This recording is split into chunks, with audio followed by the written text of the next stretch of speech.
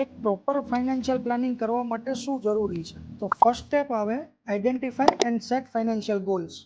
સૌથી પહેલા જરૂરી તો છે કે આપણે શું જોઈએ છે, એટલે કે આપણે ક્યારે પૈસા જોઈએ છે, કેટલા પૈસા જોઈએ છે, શેના માટે જોઈએ છે. એ પહેલા તો પ્રી ડિફાઇન્ડ હોય તો આપણને ખબર પડે કે આપણે શેના માટે કરીએ છીએ. એ કંઈ પણ હોઈ શકે છે, જેમ કે તમારું ચાઇલ્ડ પ્લાનિંગ કે એમનું એજ્યુકેશન અથવા તો મેરેજ માટેનું પ્લાનિંગ હોઈ શકે છે.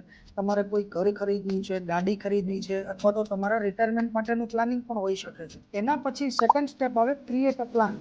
એટલે કે શું જોઈએ એ તો આપણે ડિફાઇન કરી દીધું. હવે કઈ રીતે અચીવ થઈ શકશે એના માટે પ્લાન બનાવવો પડે.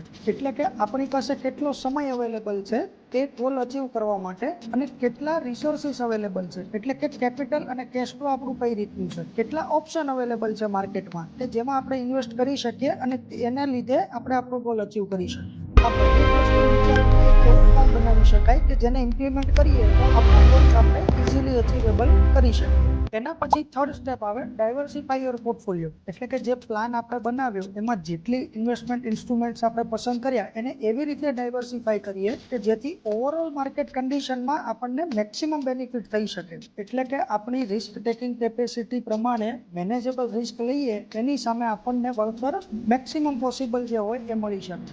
એના પછી ફોર્થ સ્ટેપ આવે stay informed and take professional help.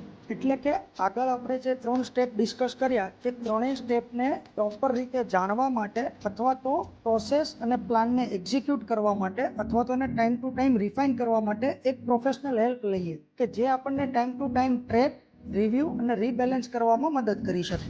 એટલે કે આ બધા સ્ટેપ જો તમે સારી રીતે વર્કઆઉટ કરો પ્રોપર નોલેજ અને પ્રોફેશનલ હેલ્પ સાથે, તો તમારા ગોલ્સ જે છે એ ઇઝીલી અચીવ થઈ શકે છે. અને આ જ સારું ફાઇનાન્શિયલ પ્લાનિંગ કહી શકાય. જો તમારે પણ આવું પ્રોપર ફાઇનાન્શિયલ પ્લાનિંગ કરવું હોય અથવા તો તમારે એના વિશે વધુ જાણવું હોય, ધેન લેટ્સ કનેક્ટ.